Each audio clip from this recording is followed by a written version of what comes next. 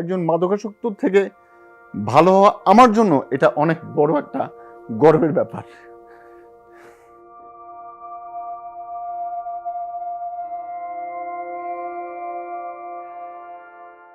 প্রথম যেটা হয়েছে, বন্ধুদের সাথে আড্ডা মারতাম।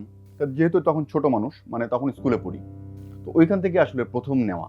মোটামুটি যা যা হাতের কাছে পাওয়া গেছে সবকিছুই নেওয়া আছে। আমার জীবনে মাদকটা প্রভাব ফেলে নেশা করার জীবনের শেষ 7 বছর। এই শেষ 7 বছর আমি আসলে ইনজেক্টিভ ড্রাগ ইউজার হয়ে যাই। বাসার থেকে যতটা পারতাম নিতাম। হয়তো অনেক কিছু আমি বিক্রিও করেছি বাসার থেকে নিয়ে। ফ্যান নিয়েছি, স্ত্রী নিয়েছি। তবে বেশিরভাগ সময়টা আমি যেটা করতাম সেটা হচ্ছে যে বাইরের থেকে টাকাটা জোগাড় করতাম। ছিনতাই বা রাহাজানি এই টাইপের একটা ব্যাপার হতো আর কি। ওই সময় যেটা মাথার ভিতরে যে জিনিসটা কাজ করতো সেটা হচ্ছে যে আমার নেশার টাকা জোগাড় করতে হবে, সেটা যেভাবেই হোক।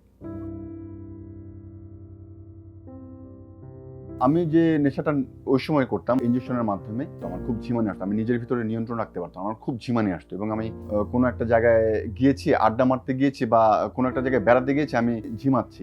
বাসায়ও তখন আসলে বুঝতে পারে কিছু একটা পরিবর্তন হচ্ছে, কারণ আমার আচার আচরণের পরিবর্তন হয়ে গেছে। আমি স্বাভাবিক আচরণ করি না আমার মায়ের সাথে, স্বাভাবিক আচরণ করি না আমার বোনের সাথে। বোঝার পরে তাদের প্রথম প্রতিক্রিয়াটা হয় এরকম যে তুমি এরকম করছো কেন। কিন্তু প্রত্যেকটা মাদকাসক্ত যেরকম করে আমিও সেরকমই করতাম, যে না এটাই স্বাভাবিক। এই নেশাটা করার পরে যেটা হয়েছে যে আমি পুরোপুরি আমার থেকে বের হয়ে গেছি। আমার ভিতরে যে একটা ব্যক্তিত্ব আছে, আমি যে একটা মানুষ, আমার যে কিছু বলার আছে, আমি যে কিছু করতে পারি, সমস্ত কিছু আমার নষ্ট হয়ে গেছে, সমস্ত কিছু। আত্মীয় স্বজনের বাসা যাওয়ার পরে যেটা হয়, আমি না তো টাকা চুরি করতাম বা কোনো একটা দামি জিনিস আছে আমি সেটা নিয়ে চলে আসতাম। তখন তারা যেটা করে সেটা হচ্ছে, আমি বাসায় গেলেই তারা না আমার মুখের সামনেই বলে দিত যে ও কিন্তু বাসায় আসছে, সাবধান, মোবাইল সাবধান বা টাকা পয়সা সাবধান। মানে নেশাটা আমার ভিতরে এতটাই প্রভাব বিস্তার করে যে আমি এই অপমানটা আমার গায়ে লাগতো না। নেশাই একটা সময় আমাকে নিয়ন্ত্রণ করা শুরু করে। এবং একটা সময় বাবা বলা শুরু করলো যে তুমি বের হয়ে যাও, মা বললো যে তুমি বের হয়ে যাও বাসায়, এবং দরজা বন্ধ করে রাখতো। আমি বাসায় গেলে যখন বের হতাম সন্ধ্যার সময় বা রাতে যখন বাসায় ফিরতাম, দরজা খুলতে চাইতো না তারা। আমি নিজেও বিশ্বাস করতাম যে এই নেশা যারা একবার করে তারা এটা করতে করতে মরে যায়। প্রথম আলো ছুটির দিনে একটা সাপ্তাহিক বের করে প্রতি শনিবার। ওইখানে একটা প্রতিবেদন আসে যেখানে একজন বিদেশি মানুষ, ব্রাদার রোনাল্ড ট্রাউজাল নামে একজন মানুষ, উনি একটা সেন্টার দিয়েছেন যেখানে মাদকাসক্তদের চিকিৎসা হয়। এখানে একটা কথা লেখা ছিল যে মাদকাসক্ত সে অসুস্থ এবং তাকে যদি প্রপার ট্রিটমেন্ট দেওয়া হয় তাহলে সে একটা সময় সুস্থ হয়ে যায়। এই যে কথাটা, মা এই কথাটা নিয়ে নেয়, মনের ভিতর নিয়ে নেয় যে আচ্ছা তার ছেলেটা হয়তো বা ভালো হতে পারে। চারিদিক থেকে যখন আমাকে আটকায় দিল যে আমি আসলে পারতেছি না, কোনো জায়গায় আমি একটু সুযোগ পাচ্ছি না কিছু বলার বা কোনো কিছু করার, তখন আমার কাছে মনে হলো যে না, আমার মনে হয় আসলে ট্রিটমেন্ট করা দরকার। ওই সময় মাকে কাছে পাই। তো মা আমার আরেক কাজিনকে নিয়ে এবং আমাকে নিয়ে ব্রাদার রোনাল্ড রাউজালের এখানে গেলাম আমরা। উনি আমাকে জিজ্ঞেস করলো যে তুমি আসলে সুস্থ হতে চাও কিনা। আমি বললাম যে আমি চাই, সুস্থ হতে চাই। তখন উনি আমাকে বললো যে ঠিক আছে, আমরা একটা প্রসেসিং এর ভিতর দিয়ে যাব। তো আমি যখন ওখান থেকে ফেরত আসলাম, আমি যখন মানুষের সাথে আবার ভালো ব্যবহার করা শুরু করলাম, তখন মানুষজন বিশ্বাস করা শুরু করলো যে না আসলে তো ভালো হয়। এই যে একটা জার্নি, এটা কিন্তু খুব কঠিন। মানে একজন মাদকাসক্ত আবার সমাজের মূল স্রোতে ফেরত আসতে পারে, মানে আমি তাদেরকে দেখাইতে পারলাম। মানে এটা কিন্তু আমার কাছে খুব ভালো লাগার একটা ব্যাপার। এবং আমি একটা মাদকাসক্ত মানুষ যে মানে অপমানের চূড়ান্ত পর্যায়ে চলে গেছিল, যাকে সবসময় সবাই অপমান করতো।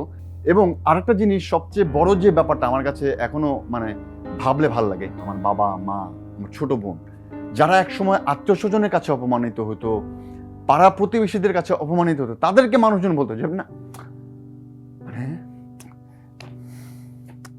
এটা একটা ব্যাপার যে তাদেরকে বলতেছে যে তোমার ছেলে ভালো হয়ে গেছে। এটা ভালো লাগে। মানে আমার মা বলতো যে বাবা,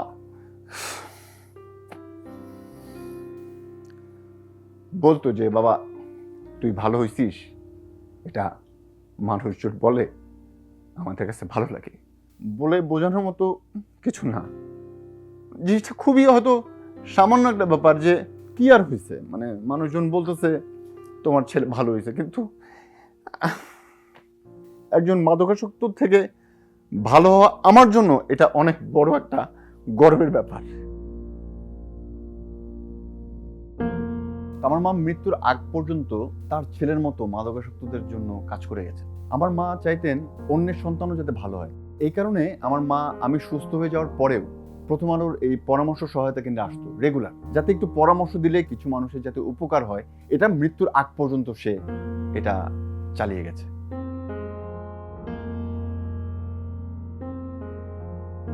আমি শুধুমাত্র অভিভাবকদের একটা কথাই বলবো যে একটু ধৈর্য ধরেন, একটু বিশ্বাস করেন এবং একটু যত্ন নেন আপনার মাদকাসক্ত সন্তানের বা যেই হোক ভালো হবে, সুস্থ হবে। পুরোপুরি সাপোর্ট লাগবে তার পরিবারে, পুরোপুরি সাপোর্ট লাগবে তার সমাজে, তার আত্মীয় স্বজন, বন্ধু বান্ধব, সমস্ত সবার সাহায্য লাগবে তাকে সুস্থভাবে আবার স্বাভাবিক জীবনে ফেরত আসার জন্য।